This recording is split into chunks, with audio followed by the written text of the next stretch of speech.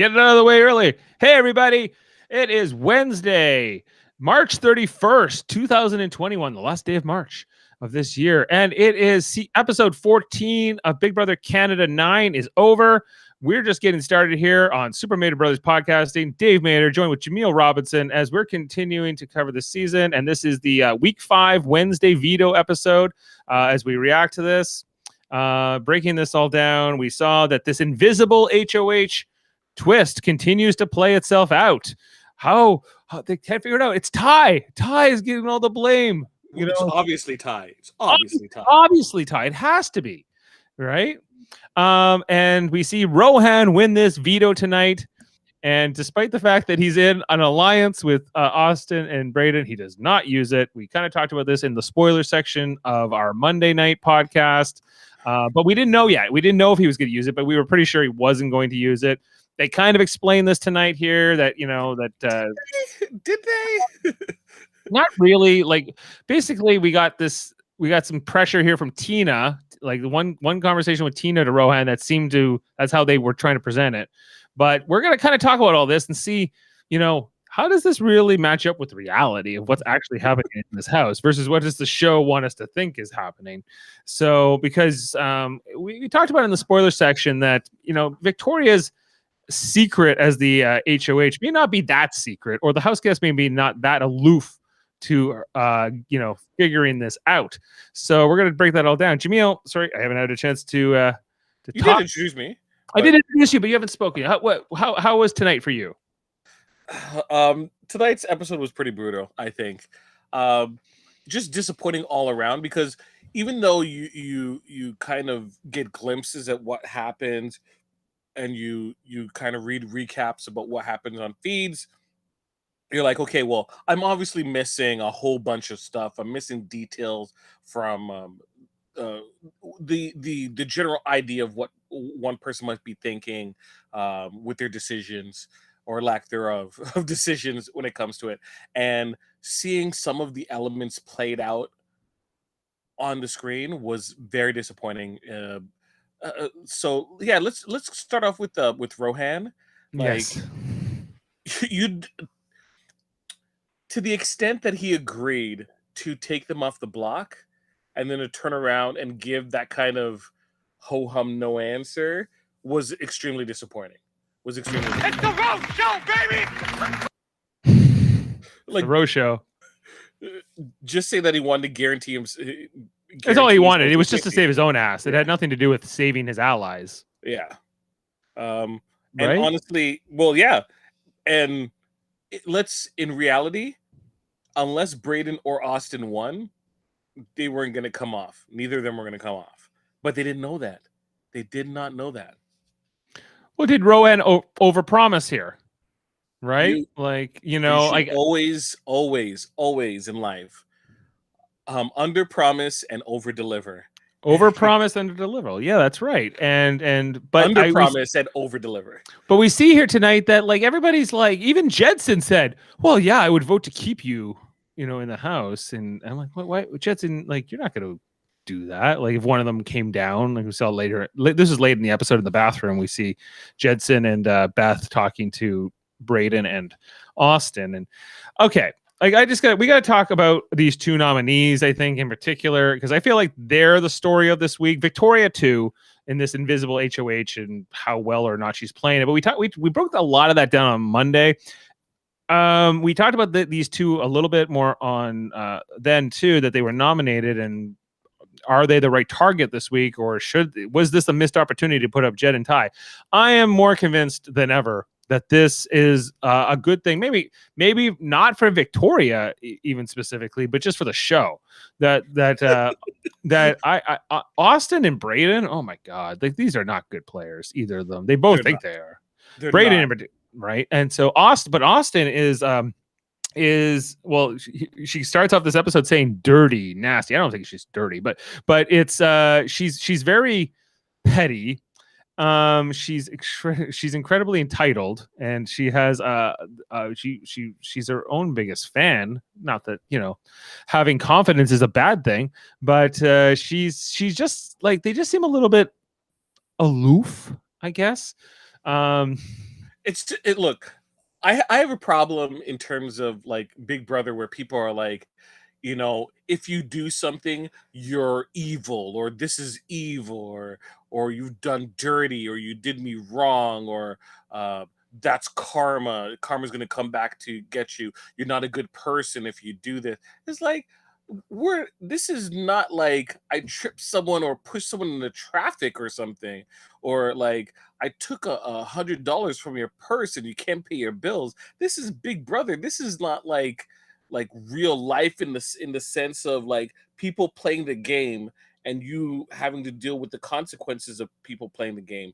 They did not, disrespect you in terms of say something, demeaning towards you or misrepresented you in any way, right? Those are things that we should be calling out and kind of dealing with. They weren't being harassed or anything like that. This is not like Big Brother of old in the US where we saw some real like bad actions and attitudes that uh, aren't aligned with the common rally. This is just playing the game, and you have such a big problem with people playing the game.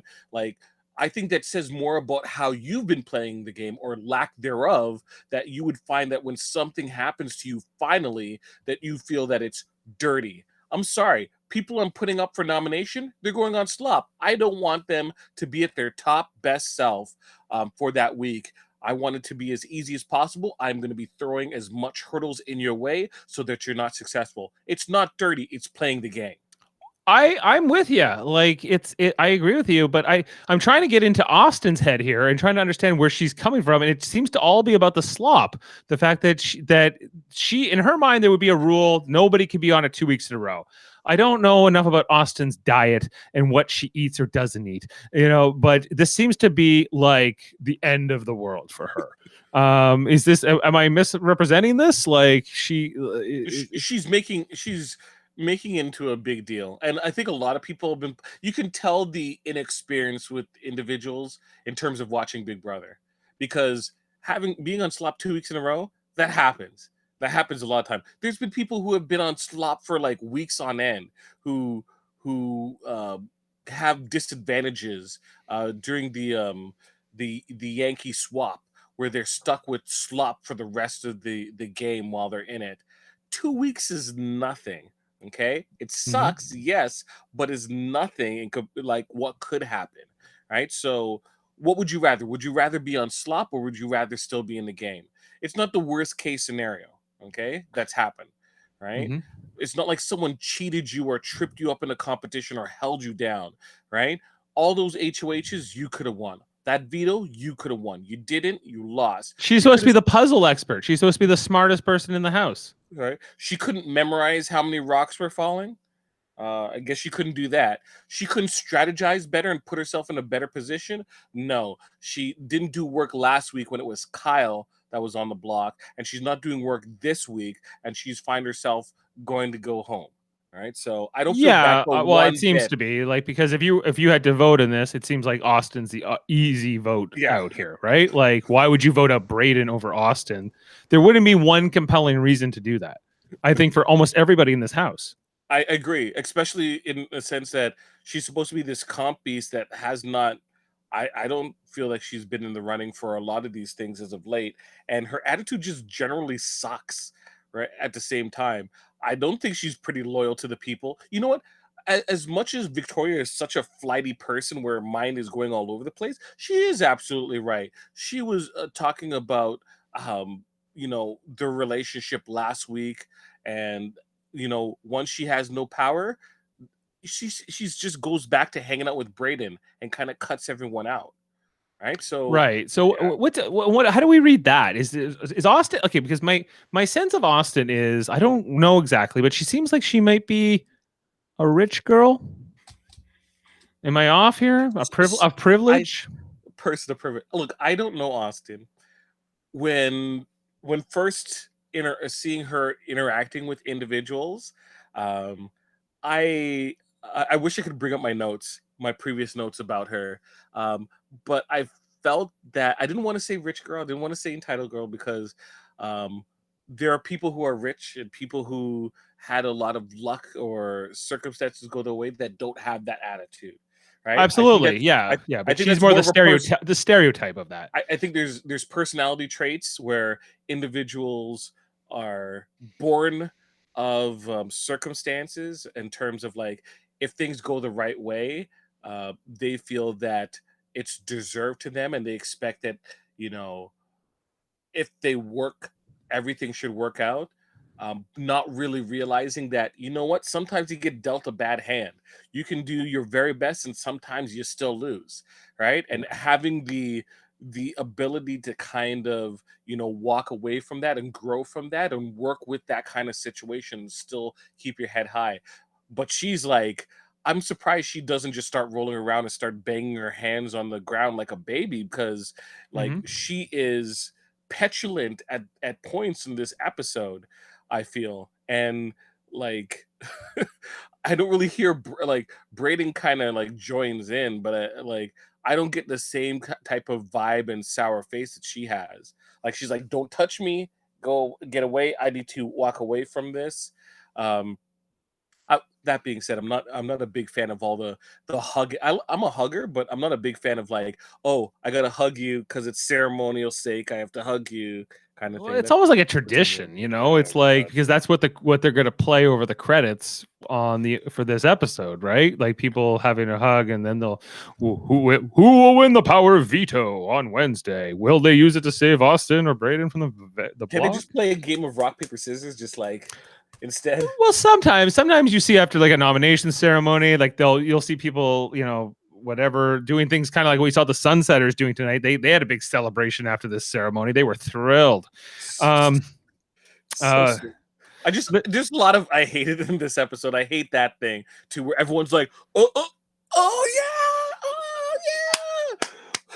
We had nothing to do with this week. Yeah, we're safe. Yeah. We can still be put up in well, veto, but yeah. but more importantly, they think that okay, assuming they're saying like assuming we can keep the nominees the same, that they are now going to control the numbers again.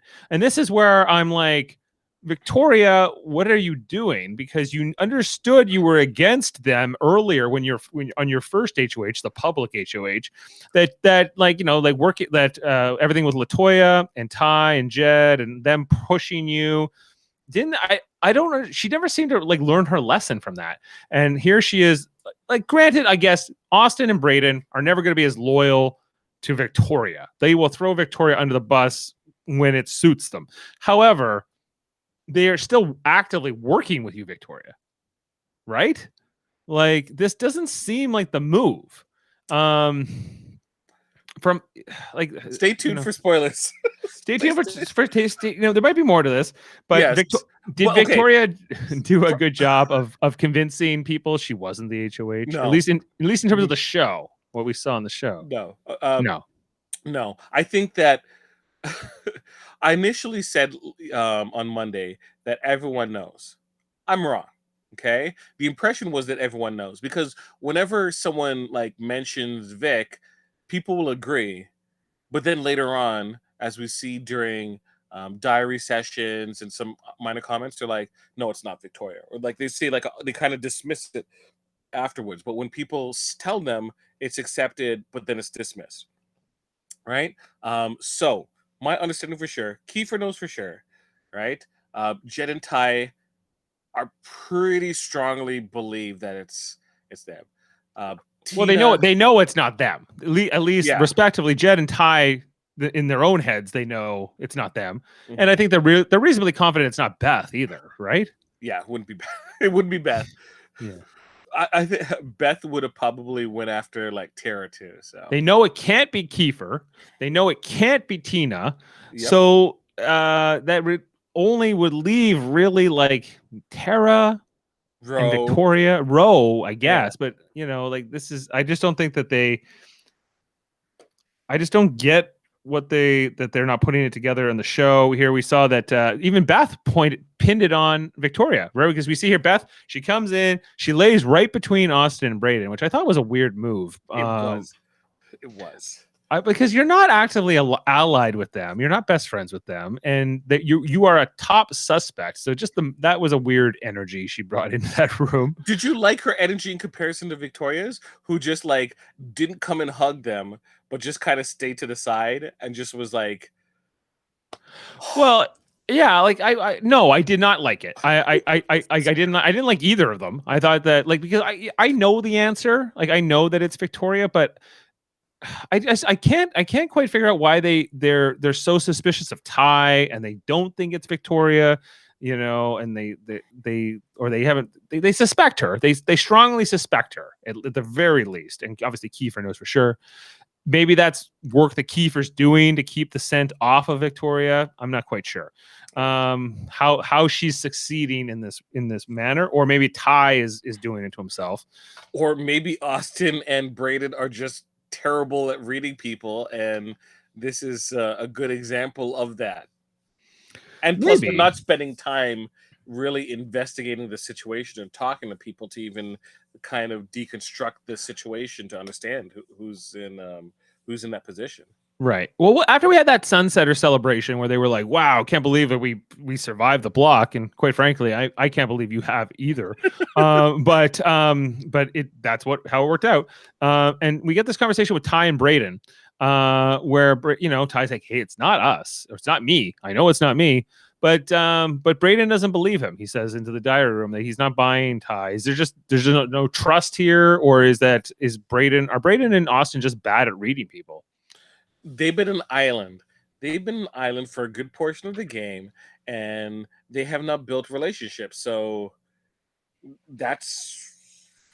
But they can't. Yeah, so it's a lack of a relationship, you think, between Brayden and Ty here, that Brayden just doesn't know Ty well enough to know if he's telling the truth. Yes. Okay. I thought to be continued spoilers. Mark a star beside that. We're going to talk about that. All right, I'll put a star next to that, because I know that there was that Ty and Brayden. But by the way, that sweater, I don't like to call out things too many, like what people wear and whatever. But Brayden, that is not a good sweater, man. Like it is got the mohair on it or whatever, and it's like all orange, and I'm like, oh, I do not like this fabric and this look on you. Just saying. You know what? I will have to agree. Typically, I don't really call out clothing that people wear. Sometimes you're like, okay, that's an interesting choice, or she's wearing this again. I didn't like Victoria's clothes. I noticed that she kind of, there's a little bit of a cycle that sometimes that cross is pointing right into you can't help but look at where the cross is sitting. But but with Brayden's sweater today, I was like, I was paying more attention to what was happening, and I'm like, it was distracting. Sweater. Yeah, that sweater. It was distracting. I feel like this thing should be taken and burned or something. I don't know. He's leaving it in the house. If he gets voted out, he's leaving in the house, and and Tashad is gonna wear it one day. We're gonna see Tashad wearing it around. Like, yeah, okay, well, maybe. We got a scene here with Rohan, and he's confronted by the nominees, and they're like, "We use the veto." He's like, "Yeah, of course." And I don't know what day this was exactly, but we get Vic says she's going to continue to deny. She's worried that. Yeah, Kiefer tells her. Yeah, Kiefer's like, never tell anybody. I won't ever tell anybody. He seems to be holding to that, even though he's not even telling the Sunsetters, right? Which is, he gets us this interesting. I am loyal to Sunsetters. I am Sunsetters for life. Where's my Sunsetters for life? For life. Sunsetters for life. That's right. Loyal to the soil. Loyal to the soil. Oh, I do have that one right after. It's loyal to the soil, loyal to the squad, Sunsetters for life. There it goes. But he's also loyal to Victoria, because I think he sees Victoria as an asset, at least right now, right? And something that he can use. She's a piece he can use down the road when he eventually may have to turn against Ty and Jed and Beth, right? So it's a smart move. I think that I'm impressed with how Kiefer's playing this week. He also has he's tight with Tarantina. So Kiefer seems very well positioned at the moment. We'll see how that plays out. You know, he's survived the block twice, and I don't think he's necessarily going to be a target next week per se. Like, I don't think anybody's top target anyway. So good on him. Then we get this TikTok segment tonight. Oh my God. Beth is called to the diary room, but that's just the start of it. And they read the card, and so they gave them a phone, and they were allowed to like record like these TikTok segments. And it was kind of like asking them questions. I guess they thought this would go out into the social media, but it was actually, just wait, it's all coming back. And then they play the clips on the big touch screen in the Big Brother house, and I thought my favorite part was boring. It was boring. Although I did learn some things. Rohan is he's the worst cook in the house. Like, dude, how you mess up eggs, man? How do you mess up eggs? Well, he can do it. He can build a condo puzzle, no problem. Eggs, not his thing. You know, he's a strategic partnership guy. He's not a strategic food guy. He's not a strategic cook. How do you think he's messing up the eggs, honestly? Do you think it's a little bit too much or too little? It's probably too little, because if it's too much, it's still an egg, you know, unless it's burned or something. Like, or like he puts like too much seasoning on it, and it's like, bro, I would like some eggs with my seasoning, man. It's too much. Yeah, right? I want to taste the eggs. I'd say it's more like he's undercooking them. If there's a complaint, however, maybe it's overcooked. I don't know. There's a lot of ways. I'm not a big fan of this, like cooking for other people. Like, I can understand cooking a big meal for some people, but I'm like, if I'm cooking eggs and I don't start off with cooking for other people, I'm making it for myself, and it's for me. Like, we can talk afterwards about maybe me doing it after for you guys, but no. Mine first. Want to make just like a bunch of eggs or something? Eggs and bacon? Yeah. Eggs and bacon. Eggs and bacon. I can understand the bacon thing. Bacon, people feel very strongly about bacon and how it's constructed. So right, you got to work with people. Bacon's a very specific thing. Like the temperature and how well cooked or undercooked it is very kind of Are you personal. Bacon? Are you crispy bacon? I can go both ways on bacon. I've enjoyed bacon and crispy. Generally, I'd say yes, I go for the crispy bacon. However, I've been known to do like a slightly underdone bacon. I can appreciate that. I've seen people go far further and even eat like more raw, like it's barely cooked. That's a little too much for me. But like somewhere in between crispy and underdone can be okay. Yeah. But we also see like Tara's on the warpath, talking about who the messy people are. And she called out Beth for leaving that onion unwrapped in the fridge. She gonna cry about it? She gonna cry? I don't know. I don't think so. Fake cry. Yeah, but this was boring. It is. It was not great. It was I could have used more time tonight explaining to me what was going on with the politics and why Rohan didn't use this veto, what led him to that decision. I think that would have been more important, but I get it's a sponsor thing and that's how they fund the show, so I guess it's necessary, but not entertaining. Sorry. Honestly, I'd rather pay $10 a month for feeds if we got a flashback and they keep the feeds on actually going on, because I miss things because I can't go back and hope that someone clips it. So what's the point of free if I get mediocre feeds that like I can't go back to? You can't even go back and watch. Right? Yeah, well, that's odd, eh? And then it was down for a long period of time throughout this weekend. Right? Through this entire weekend since like the HOH challenge, it's been down like a good portion of this entire couple of weeks. This week, I should say. This week, I really wish that the feeds were actually behind a paywall, because I think that they would be a little bit more accommodating. Like for the Canadian versus the US version. In the US, like they do cut feeds and they do have the discretion to do that, but in Canada they take it much further. Like they're like, you're lucky if you get feeds. Like what we show you is a bonus, like, and it's free, so they have a little bit more. You don't have a leg to stand on to like complain too hard about it. Not too hard, but like I think we all kind of want to know what's going on inside. At least I do. Every episode, I'm like, Jaemeel, tell me what's happening. What don't we know, right? So it's because I think this version, maybe more than the American version, gives us a different version of reality based on ratings and who they think people like and who they're cheering for and how they want to tell that story.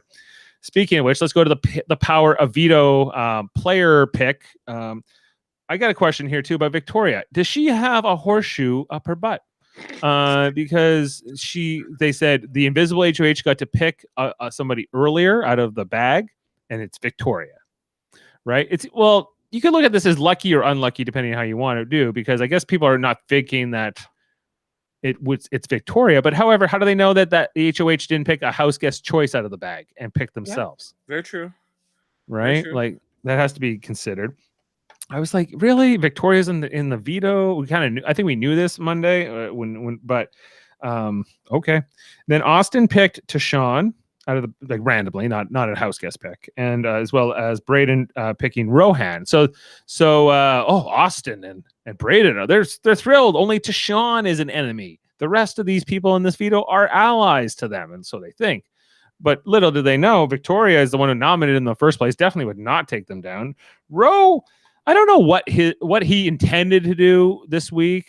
Originally, if he really meant he was going to take one of them down and try to get somebody up, but I don't know, or he just wanted to save his ass, save his own, make sure he wasn't renominated here. I just don't know. Will Rohan what's his long-term future? It's looking a little bleaker because I think people would look at this, people who aren't Austin and Braden go, well, Rohan's not, when push comes to shove, he doesn't really stick by people. He's not going to save my ass if it's going to hurt him, right? For better or worse. And, so I kind of thought a little less of Rohan after tonight in some ways, although I get it. And I wouldn't. A compelling part of the story. Yeah. Rohan says, I'll take you down. Vic tells them she'll take them down as well, of course, but she has no intention. What did you like this competition tonight? Like they had to carry the pieces over the balance beam and then they had to assemble the puzzle. It's, pretty basic reality show competition, but it's a little bit too basic for me. I'm not a fan, although it's probably easy to put that set together. Well, considering that Big Brother Canada gives us pretty good competitions and production value, and this was not poor, but I think it felt more like a US competition or a Survivor competition. It didn't feel like it was at their normal standard, and let's see if this is just a blip in the greatness of these competitions, which I think is probably the best thing they do on this show in comparison to maybe the other versions. Braden was terrible at this competition. And I'm starting to wonder, is Braden bad at everything? No, people say that he's a respectable player in terms of competitions because he's usually always in the middle of the pack, regardless of what challenge it may be. So never best, never worst. Yeah, which might not serve him too well because eventually people are going to be like, well, he's due to win one, so let's get rid of him. So maybe, but there are such bigger threats than Braden.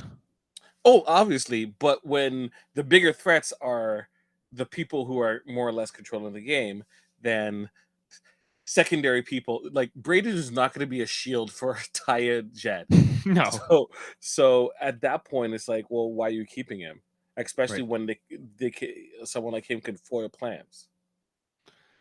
Right. And then we got another. This is from the first time Ro won the veto. It's the Ro Show, baby. I want to give a shout out to my parents for creating this absolute champion. Yes, but he's the POV king. He said, He's the POV king. The POV king. There was no one even close to him. Austin was not like they tried to show in the edit here that he was maybe in danger of not winning this competition. He looked like he was way ahead of them on this. It seems so. So yeah, you guaranteed your safety for another week, but I just don't see if Rohan has improved his position. He's won 2 vetoes in a row. He might put more target on him than he had before, potentially, because he didn't even use it to win loyalty with anybody, just to stop people from being mad at him. Seemingly here, we get to after the competition, Braden and Austin make this pitch to Victoria, which again is like, oh my God, what are you doing, Austin and Braden? This is what got you in trouble with Victoria. And you're doing it to Victoria. right? She goes, well, why do, like his and I'm like, why would you say Tara? Why would they pitch Tara as the renom? Doesn't make any sense. It does not make any Doesn't. sense because they don't know Because- who to pitch to, right? So look, here's the underlying issue, especially when it comes to talking about Tara. From Victoria's standpoint, the only one that makes sense would be Tara, right? From Victoria's standpoint. From trying to win the game, kind of want to keep Tara around. Ultimately, what is happening is Ty, Jed, Beth, Victoria all hate Tara.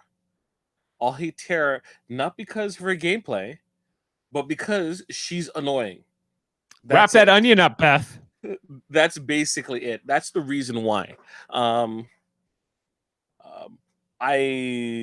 don't want to speculate about certain things, but what generally what people feel like is they don't like her, and which is like at this point of the game, you're like, that's not a reason to get rid of people. You want to be a little bit more strategic.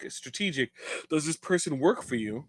And that's where I feel it doesn't really make as much sense as with like, you're running out of people to put up, but and especially ones that would be a pawn. Because honestly, if Brayden and Tara is up, someone might decide to take Tara out because people don't like Tara. Right. Okay. And so let's say, okay, Victoria doesn't like Tara, but does Tara know that? Does Tara know she's not liked by these four you named, the triangle plus Victoria? I'm not even quite sure about it. I'm not even quite sure, but yeah, it's just a general attitude. Like, right. She's a bit of a snob. She thinks she's a little bit better than them, right? She's not their mom. She's not their mom, but she acts like she is. Yes. She thought she was Kyle's mom, and I was like, as I pointed out, I'm like, you're like 10 minutes older than Kyle. Like, what's going on here, Tara? She jumps in the bed with Brayden and Austin. Like, there's a thunderstorm, and it's like, kids, let me hold your hands. It's all right. We'll make it through. Let's start singing favorite things. No, but you could see the attitude right there on screen, right? And I just like how everyone else was kind of like, we're gonna like hug you, say something, and give you your space, but she's like all up on them, like, and it's awkward. It's awkward even as a viewer when you're seeing this thing, right? So because I have Tara and Tashawn in my draft, and I'm still trying to. I don't feel good about either of these picks. I'm like, neither feel like winners right now. Maybe runners up. I could see Tara and Tashawn both being runners up, but it's hard to see them winning.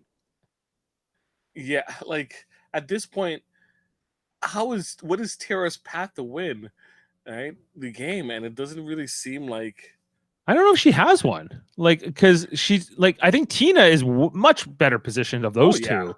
Oh yeah, right. Like Tina could win this game. It feels like it wouldn't be that far off. I still think that Tina's a lot like Casey from BB21 in the US, like who would just play this quiet, loyal game and didn't put herself in the crosshairs too often. Maybe not the comp beast part that Casey was, but like just being sort of like a under the radar, non-objectionable, loyal player who's just everyone's chill with. She misses the Rock. She misses that Newfie gossip on the Rock, and she's stuck here with all these kids. Yeah, like so Vic takes this information, says, okay, Tara, Austin, and Brayden think you should be the renom. And she's like, what? They don't know my fire. They don't know. They haven't seen my fire. Wait until they see my fire. Okay, like is Victoria smart? Are Tara and Tina just being manipulated here? Bit of both. That's such a loaded question. Is Victoria smart? Given her profession, I say that Victoria does have some intelligence. In terms of Victoria, I think she's fairly intelligent, but at the same time, she comes across like a mad person during this game, right? In some of her choices, where you like honestly, I think at this point, Victoria, like her best strategy for playing like, um, not Crazy Eights, but not Rummy, like shooting the moon is gonna be like an Oh, option for hearts. her.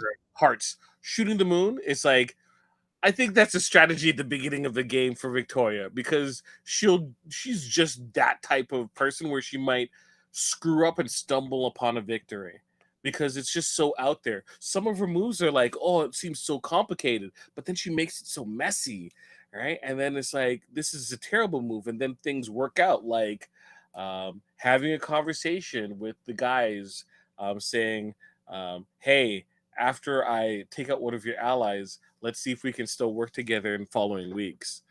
It's just like, wait, what?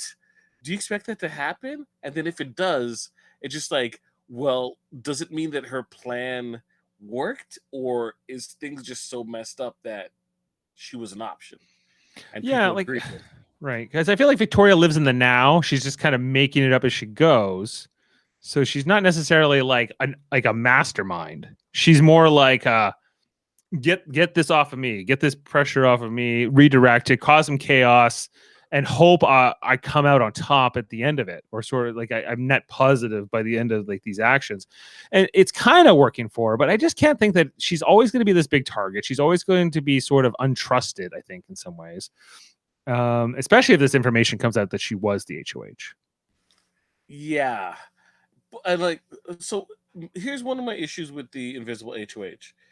At finale time, do we have who is the invisible HOH? I was. Or during jury arguments is like, I was the invisible HOH, so I was the one who eliminated blah blah blah. And people are like, oh my god, right?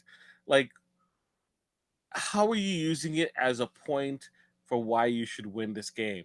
And as it stands right now, I don't feel that this is a situation that kind of like pushes that narrative, right? She's invisible HOH, which she can't really talk about it until maybe when the people are gone. But even then, like, you're losing that trustworthiness, right? And how she handled it. And she was adamant and made people change their, you know, their schedules and their gym routines.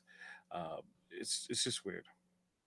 Very weird. And I just think like I'm hoping that like Tina's the smart player I think she is. I hope that Tina kind of read that whole moment. Yeah. Like I felt like she was maybe. I don't know. I was kind of reading her face and that whole conversation with Tara, Victoria, and Tina, and going, well, yeah, because I think Tina was legitimately upset with Austin and Braden over this, right? But at the same time, I think Victoria is playing us. It was also kind of Yeah. maybe her instinct, and I think that would be the right one. Just to a couple of things we had in the episode. We had a love triangle update, Jaemeel, with Beth. Because she was into Ty, but now she's into Jed. And Jed's winning her heart. She wants to be on The Bachelor. I guess. And this is who will she give the final rose to?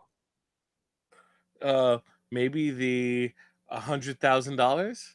Maybe Maybe the $100,000. Who is that? What you think is motivating her? Who thinks she thinks actually could win the game? no. I think she's playing the best way she can. That she thinks so. It's just really annoying to see it in action, and it's not like her. She's really like in conversations that you hear. She never calls herself like, I'm using this as an advantage to get my way. She's like, oh no, I like this person, like that person. It just doesn't really feel like this forward. It feels like she's being dragged along. It honestly feels like she's being dragged along. And She it's doesn't not feel like even an active player. yes, like we talked previously about the twins and Mr. Judas, right? Yeah. They were all active participants in the planning and the strategic play and the social aspects of it, right? That trio felt like a strong trio, right? Yep. Right? Or effective trio. But when you think of the triangle, you think of Ted and Ty and Jed. Oh my gosh, they've been so good in the last couple of times. Like Ty and Jed. they haven't really run anything, but they've done a great job in terms of like communication and working with the the people, even their opposition, keeping the lines of communication. Don't really see that with Beth, right? Beth's thing is that she's like hooking up with one of the guys. That's her real gimmick. That's her whole thing. What else is there? Well, I Not don't very know complicated. because it seems like nobody trusts Beth. Well, they trust her to enjoy herself, and and she is. And she is. Do you think that the TikTok question about who was the better kisser made her a little paranoid about how she's being perceived? I think she would have done something regardless. I don't think she's cognizant of how well or how liked and disliked she is. Yeah. What the scene in the pantry with Jedson where she's like, I picked you. And he's like, well, why was I the better option? She says he gave her more attention. Yes. He's And nicer to her. Yes. He has, and game wise, he's better for her. Okay. I believe she also made comments to other people about penis size as well. Oh, okay. So that's a drive. That didn't come up in the pantry. It did come up in the pantry. I don't think she was going to mention that, but she did mention previously that's a factor. Well, she said like she was telling people about the size difference between the two. Okay. And Jed and Ty are both okay with this. Like they're both okay. This is all right. If it works for them, works for me. But it seems like Jed's becoming more of the guy. I can't imagine Jed and Beth are going to be a thing after this though. Like no, they've stated that they're not going to be a thing. No, this is just because they're bored in the house. Really, I guess so. Like I need eggs and bacon and girls. So whatever. The veto ceremony itself. Sorry. Before that, we had Ro talking to Vic. Where basically Vic was just saying to Ro, don't use the veto, whatever. Ty walked in. He's like, you all talking about me? Well, like Ro starts talking about like, okay, they're not formally working together. The guys, right? The triangle and Victoria. But at the same time, Victoria has such a huge mouth that that the information is going to be spread throughout the house. So what would you even think about putting people's names out there to her? No, I wouldn't trust it. Like you would definitely not give information to Victoria. But this just shows you Braden and Austin are not good players. Like we kind of know this, and that's why I'm not sad. I like ship him out. I think actually I'd rather see what Braden is as a player without Austin around. Hopefully we get like a second era here. I'm still assuming it's Austin going, but I just can't think of a reason it would not be. So, and we'll get to the spoiler section and we'll see maybe if there's a consensus in the house heading into tomorrow's night vote. Of course, things can change between then and now. But before, just about the veto ceremony itself, Braden was like, come on, Ro, we were on Team Defender with each other, remember? And but he kind of says, I don't expect you to use it. They seem to know that Ro was not going to use this ahead of time. He talked to them ahead of time. So it was Austin's speech was not great. It was I'd say it was a poor speech. She said character is not good. And she like, if you had any hope, it's all gone. It's definitely gone now, Austin, and I think we're better for it. I liked her early. I liked how she was the leader of the opposition. I liked how she was positioned against especially Jed and Ty and Beth and that whole Sunsetter side. But she did not put the work in with her allies, including Victoria, who was supposed to be one of her key allies. And now that this week came along and just watching tonight, it just didn't occur to her that Victoria wasn't with her anymore. It didn't make sense to her. Braden either. Braden didn't really understand. What did I do? Who was I mean to? Why would someone put me up? It's not that you weren't mean. You just weren't nice or useful, or you didn't because you isolated yourself from the rest of the group, Like, there's no like, what social capital do these people have? Like, this is what I have trouble understanding. I'm like, you're acting like this should happen. Why shouldn't it happen? Have you proved any reason why you should still be here? Don't say that, oh, I won a competition. This is for Austin. You won one competition. But what have you done socially? Not much. Braden spends all of his time with Austin, right? So socially, people don't care. You haven't you've done okay in in competitions, but where's the juice people are gonna supposed to enjoy after the squeeze? And like, you can't believe that these people are gonna be staying there, 2-3 weeks later. So once again, why should it not be you? Why should it not be you? And I don't care about invisible HOHs and taking a big shot, but why should it not be you? Right? Is what I don't understand. Right, and that Ty was and kind of the Jed, point. Ty and Jed know that it could have been them, and it would make sense if it was them, right? So Austin and Braden, are you under the impression that you're bad players and you're being specifically pointed out because you're terrible, or you have a misunderstanding of your abilities and you feel that you should effortlessly come into your lap that you don't get nominated? It's just a weird disconnect in general. Well, neither of them really should be here any longer than necessary. One of them will be gone tomorrow night, and the survivor of the two of them, let's say it's Braden. Like, I hope he can maybe find a second wind in this game, or even a first win, actually, quite frankly. But I'm not that optimistic at this time that he can recover from this. Like, I could even see Braden self-evicting, without Austin there. I hope that's not the case. But it's. I don't know. Imagine Braden's the next HOH randomly, and what does that look like? And how would that play out?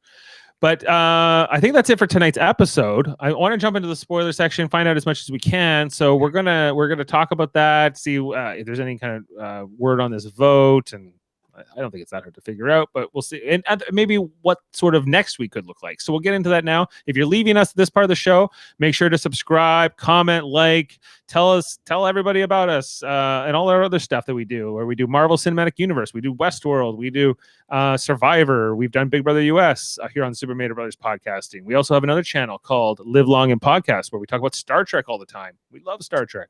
On Tuesdays, we talk Deep Space Nine. On Wednesdays, original series. We've talked about all the other shows that are airing right now, like Lower Decks, Picard, Discovery, whatever.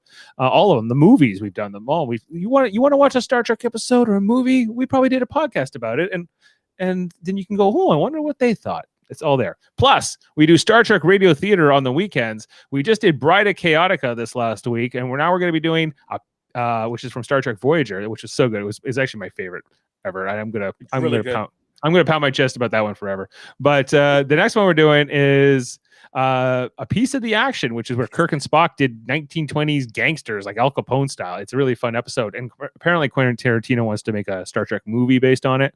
So hey, why not? And then our third channel, which is Trivial Debates, where we argue about TV, sports, movies, and music, and all kinds of things. That's a monthly show we do at the end of every month on usually on a Sunday. We just did an episode with Chris Seymour hosting. We had Jaemeel, we had Eamon Mader, my son, and we had Adam Woodward all competing. It was a lot of fun. Yep. Jody Simpson said tonight on Live Long and Podcast, I got to get back in there. I got a gripe. Why am I not in there? So we got to get Jody in for an episode. He's itching to go. And so check out all our content if you can. Why not? Yeah. Anyway, why not? Why the hell not? So anyway, let's get into the spoiler section. If you're leaving us, we'll see you later, but we hope you stick around. Okay, here we go.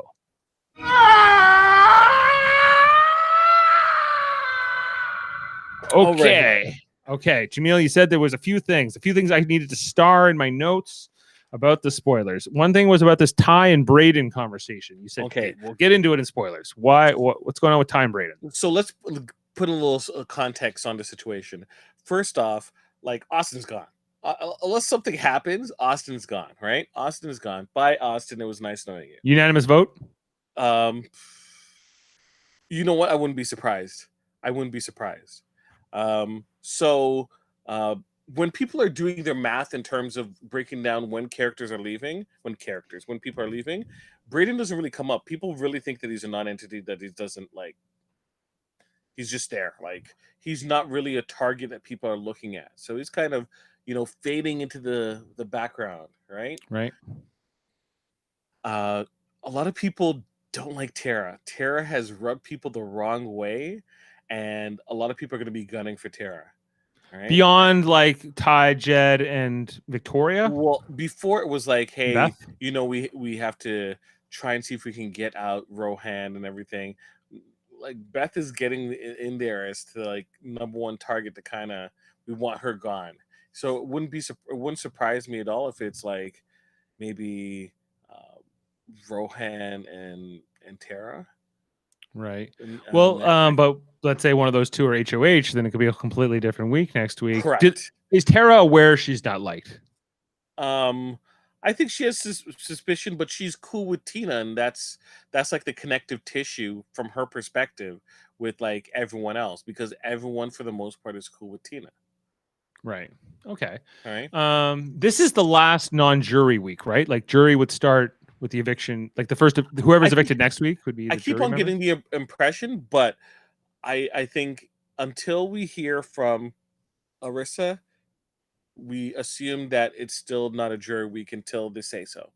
And they might not tell us until after the eviction itself. They'll say usually whenever the last non-jury person's evicted. So it could happen tomorrow night. Arissa could say, "Okay, and now congratulations, you're all in jury." Yeah.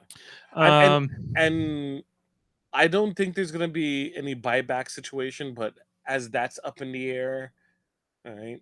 Whenever we see like the goodbye messages are very sanitized or not shown, then there's more or less an opportunity that someone's going to be coming back, and therefore a jury might not have started yet.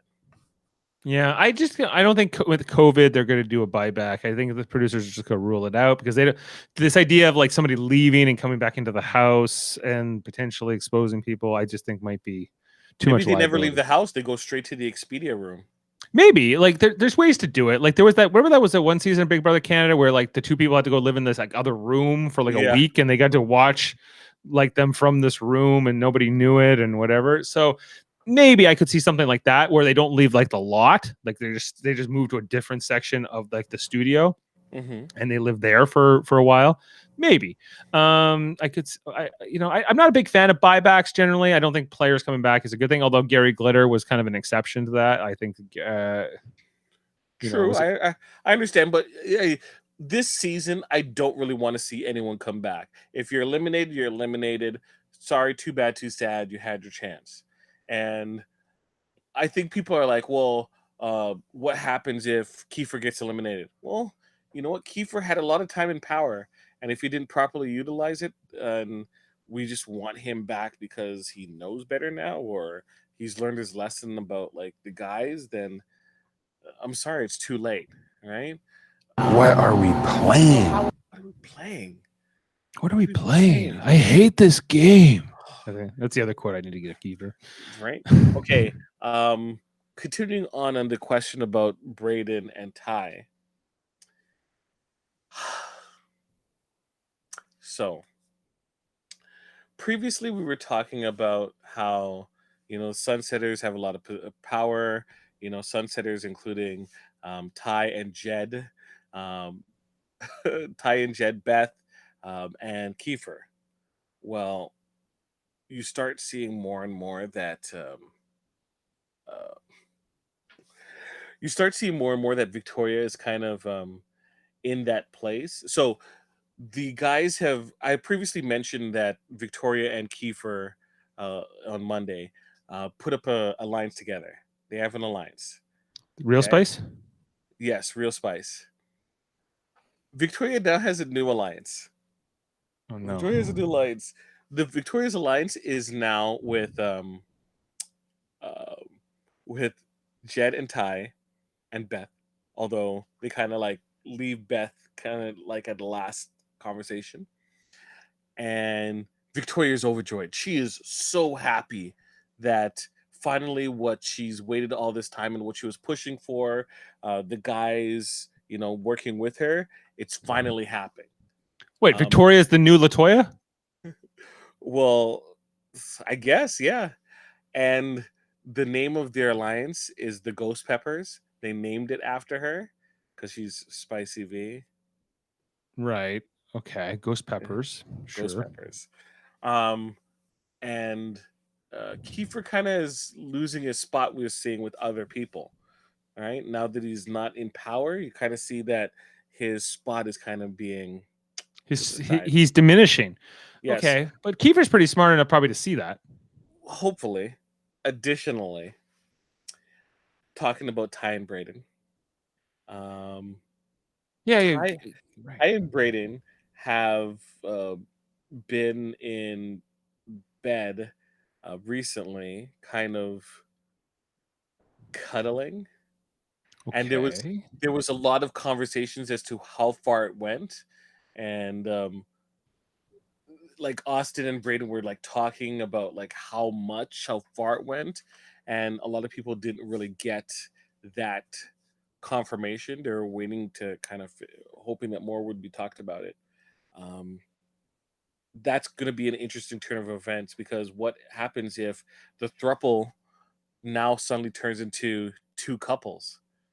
Right. So okay, just so I can get this straight. Okay. It's like- Okay. So Beth and Jed, they're gonna maybe they're gonna ship, right? And maybe Ty's out of the mix, but Ty's lonely. So now he picks up Braden, and now Ty and Braden are a couple. I didn't say that they're a couple. I'm just saying that reports state that they were not canoodling is not the correct term, but there was a lot of they were in bed together and there was a lot of seemingly interaction, but not like they were going at it. Just that things could have happened or did happen? Question mark. Okay, like I wasn't expecting this, and I it's wasn't like, expecting it either. expect the unexpected. I guess so, but like if that, let's say that goes into fruition, that actually does happen and the relationship is built off of that, if you're Kiefer, you're shut out now because you're not even like Victoria and Kiefer, right? You can kind of interchange in terms of how you treat them because even though you don't necessarily put a lot of stock into, let's say, if Victoria is running and you're off the block, then people for the most part will kind of tell her what she wants to do, and they kind of figured out, not Victoria, yeah, Victoria, because of her big ego. She blushes, and you see how she acts whenever someone says like she's doing a great job or like she is like starving for affection. It seems sometimes when you see her in some of these videos, how she's just like looking for people to acknowledge her, whether it be the audience or other people that she's playing with. Yeah. I need to look at Whereas what's Kiefer's just loyal to a fault, where these guys verbally like question his decisions, and like it looks like more or less they kind of get what they want from his HOH. Is, I should pluralize that, right? Because if he wins again, I don't feel like he's necessarily making his own decision. He's going to be making in conjunction with the Sunsetters.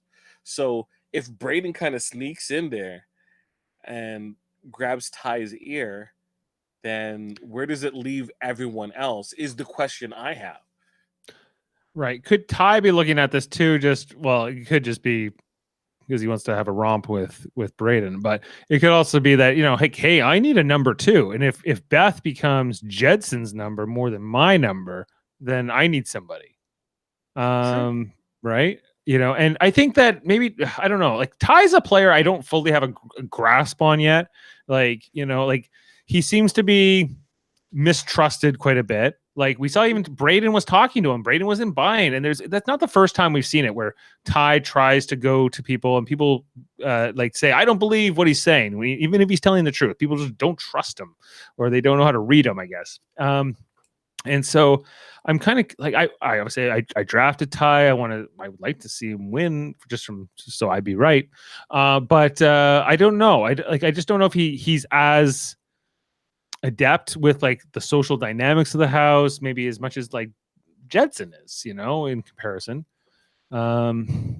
Maybe I'm wrong about that, but there's also Rohan in this mix too, and I thought Rohan might be like the guy that Ty would team up with more so, because that seemed to be they were getting close, and then he had that conversation with Beth, and Beth was kind of acknowledging the idea of possibly down the line getting rid of the two guys, and then Fro kept on pushing it, and you can tell that she was uncomfortable, and what could have been the start of a new alliance, Beth turned around and just told them, so they don't trust Rohan anymore.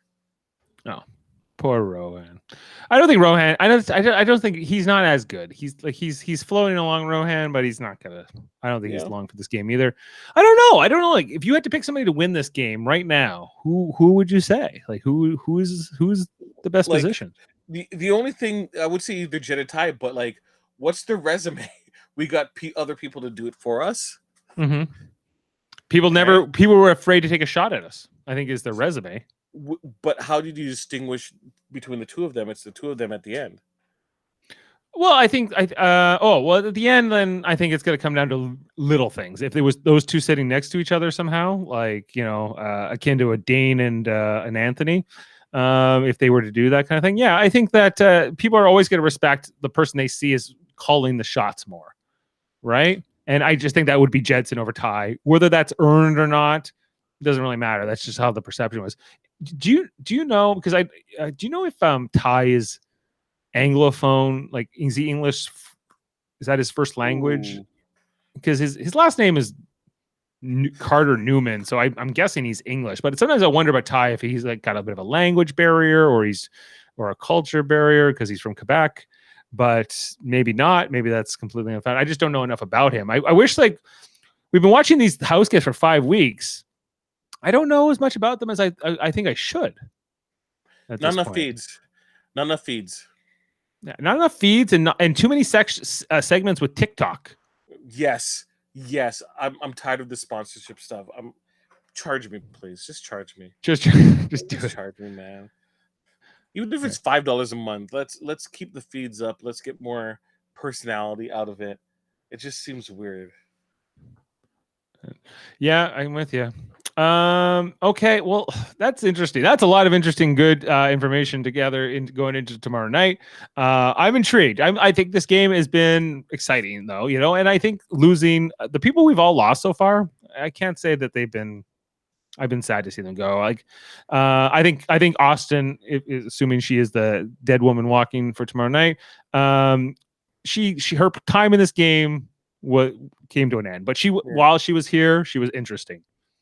That's kind of how I think about it. Like, I feel like she's going out exactly when she should here, and we'll see how this plays out, because I think there's just better players in the house than her. Same thing with Braden. If he were the one to go tomorrow instead, if somehow this flips, and whatever. See you later, Braden. What's his legacy? Nothing. It's even less than Austin has more of a legacy. At least she was HOH. She was in an alliance. She kind of put the oddballs together, sort of, but didn't keep it together. She had a kind of a showmance. She had this bromance, or like whatever her thing with Braden is, but also was iconic for making bad decisions, having her own ally in Victoria throw her up on the block and get her out. It's like she's got like this interesting story to her season, one way or the other. Yeah, I'm not saying it's good. Like, it's nothing to pound your chest about, but she's memorable. As much, but I'll be like, and bye. Let's start for new week. Okay. Yeah. So that's it for spoilers. I'm ready for the new week. We're here. We're always ready. That's what we say. So often on Wednesdays, we're like, we know who's going tomorrow. Whatever. Let's figure it out next week. So that's it for Wednesday, March 31st, 2021. When we're back, it's gonna be April. It's gonna be April Fools. It's a whole new month in a couple of hours. So we hope you join us. They better not play any April Fool's thing with this HOH, please. Yes. I don't want none of that. Just a simple. The invisible April Fool is. Or they like put clues to let people find out what the HOH is. Anyways, You're ending the show. Go ahead. I was ending the show. Yeah, but all good, man. So, hey, we'll see you tomorrow night. And thank you, Jaemeel. Thank you to all listening. And we'll see you tomorrow night. All right. Take care. And until then. And remember, someone is always watching.